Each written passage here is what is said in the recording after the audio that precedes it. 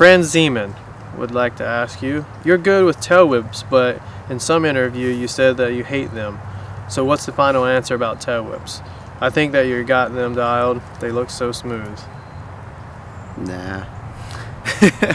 I can do tail whips, maybe like hop whips, probably 1 and 5, and they just feel real gross. I've seen you on some good days. Good days, yeah. Yeah. I've seen you with the hop whips that are like bar spins. Yeah. I'm not a huge fan of them. They're fun on the good days, but those don't come very often. So. Fabio Mago asks, how do you think your style and your way of riding has changed over the past couple years? I feel like more at the beginning I was kind of just, I guess more about like the setups where you didn't have to try a bunch of times, you know, like more of the bigger setups where you just do it once or you don't do it at all. But now I kind of feel like I'm more into riding the smaller, like technical setups. It's a little bit, you know, less scary, just more strenuous on the mind. Brian Rios would like to know, Nathan, 2011, I noticed that was a big year for you. You had so many new amazing edits. You even went to 4 pegs. Did something motivate you to push yourself harder, or?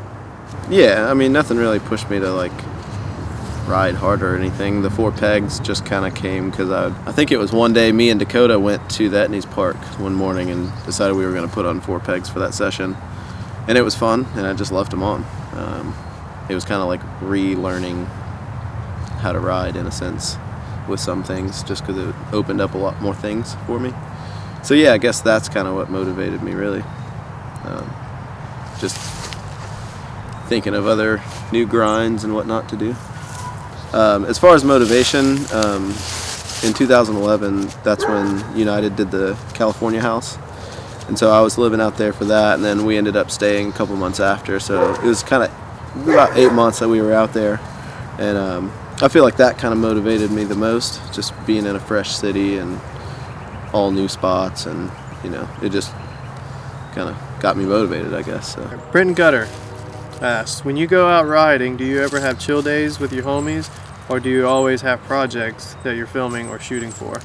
No, most of the time when I'm home, every day is just going out piddling around, basically, it seems like. And sometimes things happen, like we'll usually bring the camera every time, but most days we don't film anything. We just kind of end up messing around at the park or doing whatever, really. Nathan, Javier Valenzuela, I guess if you would like the first state. Nathan, you are my favorite rider. Would you ever want to come to Puerto Rico? And how does it feel to have a signature shoe with Etnies? Thank you very much, by the way, for the compliment. I appreciate that. I would love to come to Puerto Rico. I always remember that, was it the Fit trip that they did to Puerto Rico? I always just thought it looked cool, and you know. And about having a shoe through Etnies, you know, that's definitely a huge honor for me. I've been riding Etnies since I was a kid, basically. I always rode in the Valele or the, what was Taj's shoe? Roscoe. So yeah, that's definitely a huge honor for me.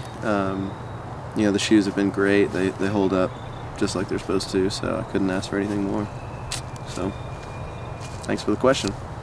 All right, Nathan, Edwin Garcia would like to know, why do you not do tuck no handers much anymore? Also, who's your favorite rider and favorite person to ride with?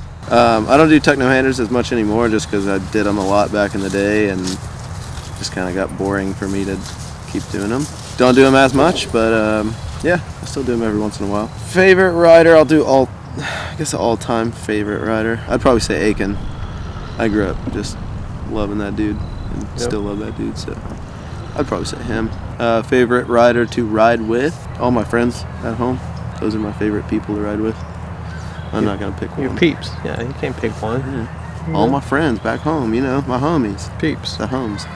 Nathan, Terry Adams, I'd like to know, what's your first bike trick you ever learned? How long did it take? It was an X-Up, and it was on a like mulch mound that I had like made a lip out of. And I put a board over it, and the board was wet, so it kind of like formed to the lip. And yeah, learned X-Ups over that. And it took me, I don't know, 20 minutes. Seems about right for an X-Up. I don't know. Put a time limit on it. Yeah, it took 20 minutes to learn that trick. That's nothing, man. No, I don't know. Like, I don't remember how long, but I just remember it like happening, and I was like so stoked. I went inside and like called my friend, and I was like, "Dude, do it next time." But it only took me 20 minutes. Yeah, I don't know. I guess it didn't take me that long. I don't know.